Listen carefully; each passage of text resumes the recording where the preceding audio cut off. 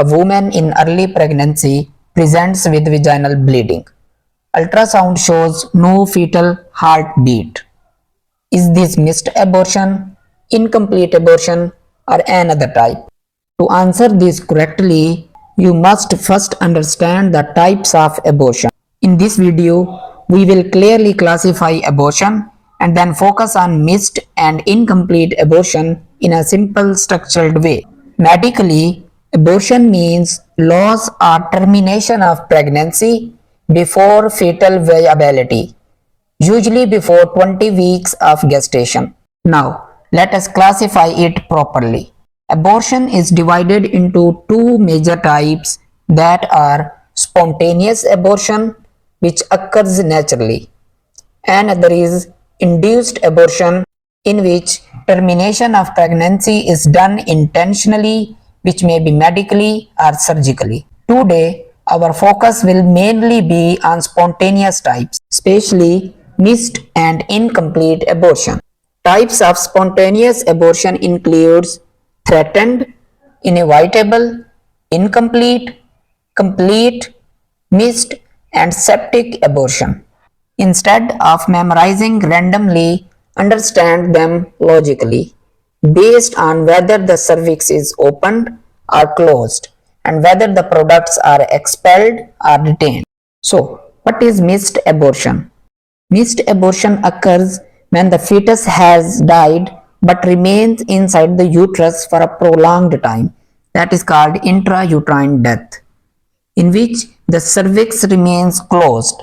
That is why bleeding is usually minimal or absent in this case.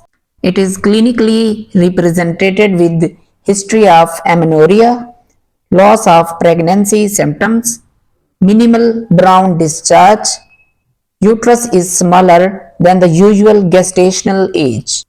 There will be no fetal cardiac activity on ultrasound. Diagnosis is confirmed by ultrasound. Management of missed abortion depends on the patient's condition.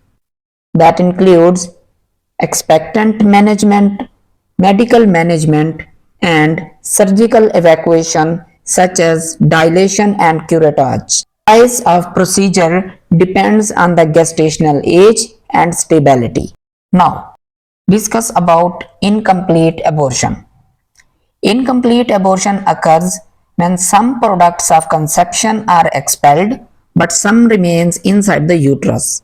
Unlike missed abortion, in this case the cervix is open. That is clinically represented with heavy vaginal bleeding, passage of tissues. There will be a lower abdominal cramping and open cervical os. Ultrasound shows retained products inside uterus. This condition can be dangerous due to excessive bleeding. Management of incomplete abortion includes stabilize the patient by fluid resuscitation, control bleeding, and evacuate the retained products usually by dilation and curettage. Also, we can go with manual vacuum aspiration. Prompt action prevents complications. Therefore, take it as emergency. What are the key differences between these two cases? In missed abortion, fetal death occur in uterus and cervix will be closed. There will be minimal bleeding.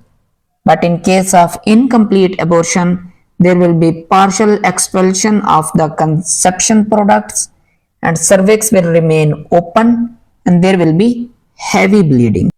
Complications of abortions, if not treated properly, includes severe hemorrhage, infection, septic abortion, and rarely infertility. Therefore, early diagnosis is essential to rule out. So, abortion is classified as spontaneous or induced. Missed abortion involves retained fetal death with closed cervix. Incomplete abortion involves partial expulsion with open cervix and there will be active bleeding. Understanding these conditions is important before studying dilation and curettage, dilation and evacuation, and medical termination of pregnancy procedures. Now it's a time to diagnose case. A patient presents with heavy bleeding and open cervix in early pregnancy. What is the most likely diagnosis? Now you can understand D and C. And D and E procedures easily.